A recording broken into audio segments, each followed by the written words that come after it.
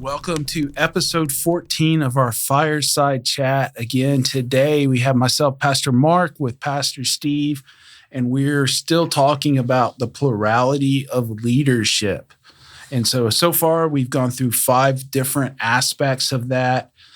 First one was we talked about the New Testament principles of interdependence on the diversity of gifts. The second one, we talked about the limitations of a human to be able to have all of the gifts that are there. The third episode, we talked about unity. The fourth episode, we talked about accountability. The fifth episode, we talked about more practical mechanisms of how do we put this to work. And then today, we're going to be talking more on how plurality contradicts the idea of a single leader and replaces it with what the Bible calls an abundance of counselors who collaborate, lead, and guide the church together. And the key here is responsibility is found in the group, not in one leader.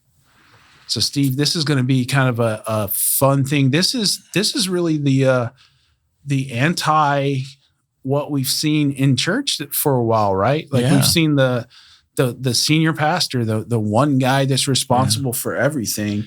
And we're saying we find it's healthier when we can do this as a team and we have responsibility across many. Yes, true. And just as a statement of clarity, that we're not saying that a strong leader is bad. Right, Strong leaders are good. And there are many examples over the history of the church of strong leaders. But if you really look into the successful ones that model Christ and such, if you peel back their lives, you will see some of the components that we've talked about in the previous episodes. But it's been our experience, and today in you look at the modern church today. Let's talk about America's church. Right, we see examples of these single leaders out there having catastrophic failures in their life, and that does not honor the Lord. And so, not to say that we're condemning them and their models. We're saying for us, we've recognized that for Resurrection Church here in Bakersfield, this is what God's given us the vision for, and we've applied these principles, and it's working really well. Right. Does it have some of the some problems? Yeah, because when you have a plurality of leaders and a multitude of counsel, you have to slow down. Yeah, exactly. You have to stop, and you have to listen, and you have to empower people to speak their minds and be able to have that abundance of counselors. And on our elder team, on our pastoral leadership team, and on the other teams that we build, that's the model we are using, and I find it very effective. I would love to take a charge at the world and go after it. I've often said I'd like to charge hell with a squirt gun. Right. But when I do that and I look behind me, I don't see anybody follow me. I'm no longer a leader. Right. I'm just doing something on my own. And so it's great to have a team that understands the mission and understands the value and the people that you're trying to serve. And so there's where that comes in. We on the elder team, and I could say as our lead pastor team or executive pastor team, we do this. And what we often do is we'll ask, hey, what are you hearing? Are there any fires right now that are going on? And, we could do that on a one-on-one level. Mm-hmm. And just, you and I, we could say, hey, what did you see? Oh, there was a fire. And then you and I go and take care of it.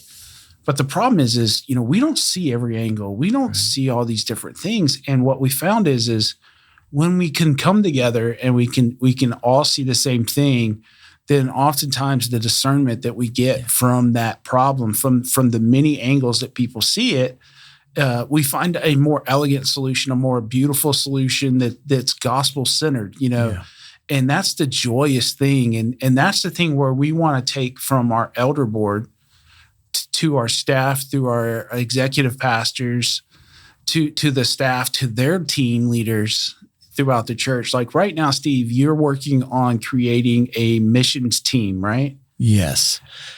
And, I preface my comments to this in I think it's kind of funny when I say this because my wife doesn't like it. But I say that, my shelf life is expiring. Yeah. I don't like that either. So, but I'm a realist. I live in a real world, and I realize that I can do less than I've done before. Physically, I'm older, different things, and I tend to require a nap every now and then again. So, what I say to folks is I'm enlisting people team. I'm building a team for the day I wake up in heaven. Right. I love my job. I love what I'm doing. I feel I've been effective at what I'm doing, but I also have always had a collaborative effect. I've had people alongside me, but I want to codify a team that understands the value of missions to Resurrection Church, understands the cost of missions, and knows the people that we have partnered with to a point to where when we're making decisions on where this funds go or if we have to make reductions, and we know the pain it's going to cause. And so we're making decisions with the most intimate knowledge of those that are serving in our behalf in the community and around the world to further the gospel. And so that team, I have to, one, entrust them with information that empowers them to be able to do their job.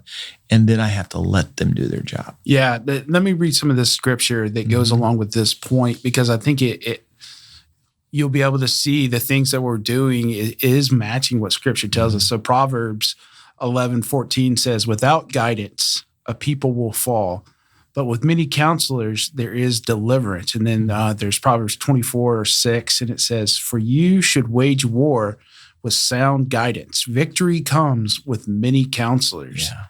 And that's the thing is like, we're creating counselors. And we have that like on our elder team, we have many counselors. We all look at things and we try to come up with sound guidance for what God's calling our church to do. But again, what we do on the elder board, we want to see echoed throughout the church. So we do that with teams. You're building a team that's building sound counselors. Last night, I was with our counseling team, and they're building a team of counselors. And that's for one-on-one counseling, but they're building a structure to have more leadership in there, to be able to carry the mission forward.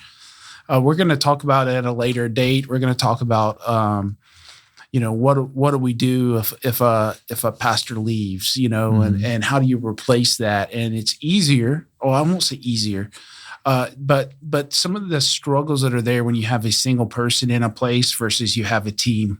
Yes. It's more organic when you make those transitions, and life is full of transitions. It's just, I mentioned earlier in an earlier podcast about Pastor Chris Davis transitioning to his own pastorate on the East Coast in Baltimore, and that's just a natural. I mean, we lost a really great man here, but man, look what happened in Baltimore. And so let me go back to the team that's we're building for the missions team. Missions, right? When I look at folks that are, it's not necessarily that they have a passion for missions, but they have something in their makeup, in their wonder gifts about that they would bring to it. Like, one of the ladies that has just agreed to come on, she has a daughter in the mission field. Right. So you think she might have a reason to want to make sure our missions program is successful because we help fund and finance her daughter's projects, and not that love for the mission field, carried on to her daughter. You can look at it that way. You have a heart for the mission field, but then God's equipped them to be a leader or to give us sound counsel in these areas. So there's like a love for it. There's so many people that may look at what they're doing, for the Lord or within the church and go, I don't know if my gifts are being used here. But the magical thing is like every team needs you. Every team needs you. And that's the thing is like, when we talk about our gifts, God didn't give you your gifts for you, Steve. God gave you your gifts to give them away to the church. Yep, exactly. And, another example of a team is this has been a team that's been together functioning for little over 4 years is my the board I have that I put together to run oversee the Junkateek outlet, right, which is a great asset to funding missions. Yeah, and it's a standalone ministry that its job is to raise funds for Resurrection Church missions projects, and it's been very successful. That board that has been running that is made up of all different kinds of personalities, but together we come together and we have built a business, a system, and put team leaders in that business that are exemplifying exactly what we're talking about here. And does the board think the same? No, that's the beauty of it. Right. My goodness, I'd already have us having 15 more Junkateek stores. Right. If it was up to me, you know. But no, they help keep the order and quite frankly, that is one of the areas of my ministry that I feel like if I were to wake up in heaven tomorrow, that would just flow. Keep going without the need for my presence there, because they do such a phenomenal job. They get the mission, they understand it, and they execute it. Yeah, it's a beauty when we can have the right leadership in place that we know is giving out wise counsel, that we know is there, that is behind the mission of the team or the church or the organization that's going on. And that's what we look for in our elder rooms. We look for that in our executive pastor meetings. We look for that on our staff. It's something that we want to see carried throughout the church, because everything we're doing from the leadership needs to go down. We don't need to be saying something and not doing it. You know, Mark, another practical application of this would be what Julianne's attempting to do with the grounds, building the grounds department, and building teams of people that accept the responsibility to help us keep that massive facility in order. And and it's a constant. You know, we can have a work day down there and make it look nice, but in a week those weeds are back. It's even there's no rain, but for some reason those weeds are still growing. But it's at every level of our church. Involvement is these teams, and how a multitude of people together continue to make this work we call church work. Yeah. Well, this has been a fun conversation. We've gone through our 6 different calls or whatever that the elders, that our leadership think that plurality of leadership will help bring to our church. So it's been a fun conversation. We'll continue on some more conversation later with plurality of leadership.